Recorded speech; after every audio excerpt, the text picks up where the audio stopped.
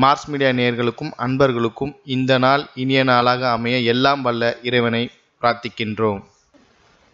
இந்த சேனல் உங்களுக்கு பிடிச்சிருந்தா மறக்காம சப்ஸ்கிரைப் பண்ணுங்க, ஷேர் பண்ணுங்க, லைக் பண்ணுங்க, கமெண்ட் பண்ணுங்க.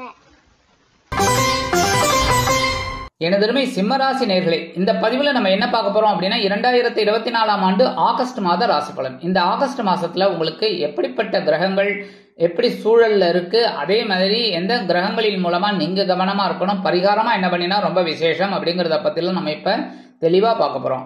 முதல்ல ஃபர்ஸ்ட் ஆஃப் ஆல் உங்களுக்கு இந்த மாசம் எப்படி இருக்கும் அப்படின்னு பார்த்தீங்கன்னா ரொம்ப அற்புதமா இருக்கக்கூடிய ஒரு மாதம், ரொம்ப அற்புதமா இருக்கக்கூடிய மாதம். ஏன்னா முதல்ல பார்த்தீங்கன்னா தனவாக்கு குடும்பஸ்தானாதிபதியும் லாபாதிபதியுமான புத பகவான் விரயஸ்தானத்துல இருக்கார். விரயம் அப்படின்னா செலவுகள் வந்து சேரும். எப்படின்னா சுபகாரிய செலவுகளா வரும். திருமணம் ஆகாத குழந்தைகளுக்கு திருமண யோகம் உண்டாகும். அதனாலேயே செலவுகள் காத்திருக்கு. சில பேருக்கு வீட்டுக்கு தேவையான விலை உயர்ந்த பொருட்களை வாங்கி மகிழ்வீர்கள். எடுக்கிற காரியங்கள் அற்புதமாக நிறைவேறும். அதே மாதிரி சில பேருக்கு பார்த்தீங்கன்னா கல்வித்துறையில் இருக்கிறவாளுக்கெல்லாம் கண்டிப்பா ஒரு உயர்வான ஒரு செய்தி கிடைக்கும். அதே மாதிரி கல்வி பயிலும் மாணவ மாணவிகளுக்கு கல்வியில் அற்புதமான ஒரு சூழ்நிலை நிலவும். 31/8/2024 முதல் இந்த புத பகவான் ஜென்மராசிக்கு வந்துடுறார். அதுக்கப்புறம் தான் உங்களோட ஆட்டமே ஆரம்பம். சூப்பரா இருக்க போறது. சரியா? 3/10 அதிபதி சுக்கிர பகவான் ஜென்மராசியில இருக்கார். சூப்பர், சந்தோஷமா இருக்காள். அதே மாதிரி இளைய உடன்பிறப்புகள் அனுகூலமா இருக்கா. தொழில் வியாபாரத்திலையும் கவனமா இருக்கீங்க. அதனால வெற்றிகள். உத்தியோகம் அப்படின்னு பார்த்தீங்கன்னா எடுக்கிற காரியங்கள் சிறப்பா நீங்க செய்யறதுனால ஒரு முன்னேற்றம் எல்லாமே உங்களுக்கு அற்புதமா இருக்கு. பொழுதுபோக்கு அம்சங்களில் நாட்டம் செல்லும். 26/8/2024 முதல் இந்த சுக்கிர பகவான் எங்க வரப்போறாருன்னு பார்த்தீங்கன்னா தனவாக்கு குடும்பஸ்தானமாக 2ஆம் இடத்துக்கு வந்துடுறார். சுக்கிரன் 2ஆம் இடத்துல வருது. ரொம்ப ரொம்ப விசேஷம், நல்ல இடம் தான். ஆனால் நீச்சமடைகிறார். கன்னி ராசியில நீச்சம், மீன ராசியில உச்சம். அதனால இந்த நீச்சமடைந்த சுக்கிர பகவான் சில நேரங்கள்ல தடை தாமதத்தை ஏற்படுத்துவார் தனவரவில். அதனால கவனமா இருக்கணும். அதே மாதிரி இந்த கொடுக்கல் வாங்கல்ல இருக்கா பாருங்க, அவெல்லாம் ரொம்ப கவனமா இருக்கணும். இந்த நேரத்துல அனாவசியமான இதெல்லாம் எடுத்துக்கப்படாது. யாருக்காவது நீங்க கேட்கறா பணத்தை அப்படின்னு சொல்லிட்டு வாரி வாரி கொடுத்துடக்கூடாது. அப்புறம் நாளைக்கு வசூல் பண்றது ரொம்ப கஷ்டம். சரியா? அடுத்தபடியா 4/9 அதிபதி செவ்வாய், 5/8 அதிபதி குரு, 2 பேரும் சேர்ந்து ஜீவனஸ்தானமாக 10ஆம் இடத்துல இருக்கார்.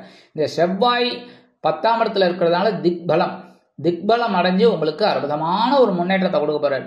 இந்த குரு பகவான் அங்க இருந்துட்டு குழந்தைகளின் மூலம் சில குழப்பங்களை கொடுத்தாலும் ஒருவித சந்தோஷத்தையும் கொடுப்பார். உடல் ஆரோக்கியத்தில் சில சிறு அச்சுறுத்தல்கள் தோன்றி மறையும். எல்லா விஷயத்திலையும் கவனமா இருந்தா போறோம். உத்தியோகத்துல கொஞ்சம் பரபரப்பா இருக்கணும். தொழில் வியாபாரத்துல சுறுசுறுப்பா இருக்கணும், வேக வேகமா. ஏன்னா தொழில் வியாபாரம்னாலே பெரிய விஷயம். ஏன்னா தொழில் பண்றோம் அப்படிங்கிறது பெரிய விஷயமே கிடையாது. அந்த தொழில்ல எவ்வளவு சம்பாதிக்கிறோங்கிறது தான் முக்கியம். புரியுறதா? ஏன்னா எல்லாரையும் வச்சு வேலை வாங்கணும். முதல்ல கூட்டாளிகளை அனுசரிச்சு போகணும், அடுத்தது உங்க பணியாளர்களை அனுசரிச்சு போகணும், சக வியாபாரிகளை அனுசரிச்சு போகணும். இப்படி நிறைய இருக்கு.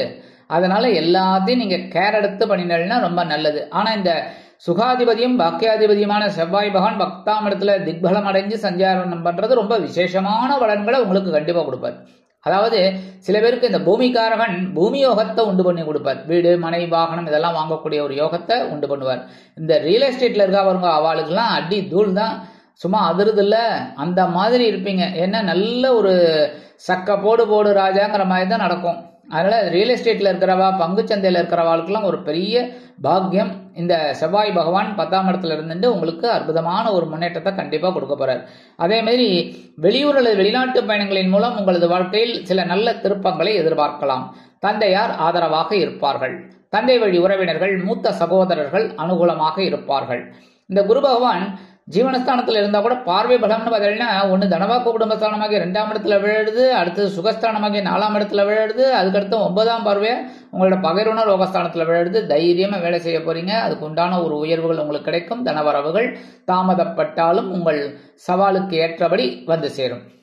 26/8/2024 முதல் இந்த செவ்வாய் பகவான் எங்க வர போறான்னு பார்த்தீங்கன்னா சூப்பரா லாபஸ்தானத்துக்கு போறார்.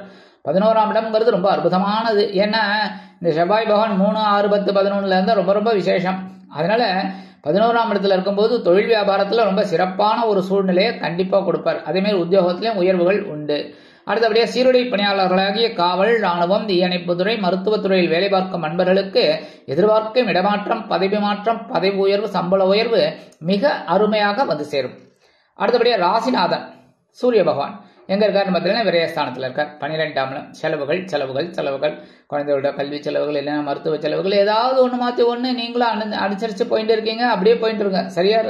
அதே சமயம் 17/8/2024 முதல் இந்த சூரிய பகவான் எங்கே வர போறான்னு பார்த்தீங்கன்னா ஜென்மராசிக்கு வந்து ஆட்சி அமைக்கிறார். இதான் ராசிநாதன், சிம்ம ராசிக்கு அதிபதி சூரிய பகவான் ஜென்மராசிக்கு வர போறார். கொஞ்சம் முன்கோபம் அதிகமாகலாம், ஏன்னா உஷ்ணம் அதிகமாகும். அதனால கவனமா இருக்கணும். உடல் ஆரோக்கியத்துல, எடுக்கிற காரியங்கள்ல கவனமா இருக்கணும், தொழில் வியாபாரத்துல கவனமா இருக்கணும், எல்லா விஷயத்திலுமே கவனமா இருக்கணும். நல்லபடியா உங்களுக்கு எல்லாமே கிடைக்கும். சரியா? கவனமா இருந்தா. அடுத்தபடியா 6, 7 கூடிய அதிபதி சனீஸ்வர பகவான் வக்ரகதியில இருக்கார். களத்திரஸ்தானத்துல 7ஆம் இடத்து அதிபதி 7ஆம் இடத்திலேயே வக்ரகதியில இருக்கிறதுனால வாழ்க்கை துணையோட உடல் ஆரோக்கியத்துல சிறப்பு அக்கறை எடுத்துக்காங்க. அதே மாதிரி வாழ்க்கை துணை வழி உறவினர்கள்ட்ட அனாவசியமான தர்க்கம் வேண்டாம், குதர்க்கம் வேண்டாம். அடுத்தபடியா உத்தியோகத்துல மறைமுக எதிர்ப்புகள்லாம் ஓரளவுக்கு விலகும். அதனால நீங்க உத்தியோகத்துல சிறப்பாக தான் செயல்பட போறீங்க. அது ஒன்றும் பெரிய பாதகங்கள் கிடையாது. அதே மாதிரி நீங்க எடுக்கிற காரியங்களும் அற்புதமாக நிறைவேறும். சில பேருக்கு பார்த்தீங்கன்னா ஒரு கடனை அடைக்கிறதுக்கு இன்னொரு கடன் வாங்கக்கூடிய ஒரு சூழல் உண்டாகலாம். இந்த கடனை அடைக்கணும் அப்படின்னா அப்படியே நெருக்கின்னு இருப்பாங்க. அதனால வேற வழி இல்லாமல் இன்னொரு கடன் வாங்கி அந்த கடனை அடைப்பீங்க. பரவாயில்ல, ஏதோ ஒன்று, ஆனால் வட்டி அதிகமாகாமல் பார்த்துக்கோங்க. அடுத்தபடியா இந்த சாயா கிரகங்கள்னு சொல்லக்கூடிய ராகு பகவான் அஷ்டமராசியில் இருக்கார். கேது பகவான் தனவாக்கு குடும்பஸ்தானமாகி 2ஆம் இடத்துல இருக்கார். கேதுவாவது குருவோட பார்வையை வாங்கிட்டு சஞ்சாரம் பண்ணிட்டு இருக்கார். அதனால சில குழப்பங்கள் இருந்தாலும் தெளிவு கிடைக்கும்.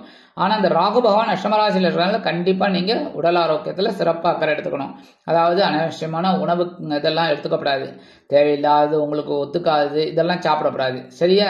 இதெல்லாம் நீங்க கவனிச்சுட்டீங்கன்னா உங்க உடல் ஆரோக்கியம் சிறப்பாக இருக்கும். ஆனா இந்த வெளியூர் அல்லது வெளிநாடு போய் படிக்கணும், உத்தியோகம் பார்க்கணும்னு நினைக்கிற குழந்தைகளுக்கெல்லாம் ஒரு பிரம்மாண்டமான ஒரு யோகம் கண்டிப்பாக வந்து சேரும்.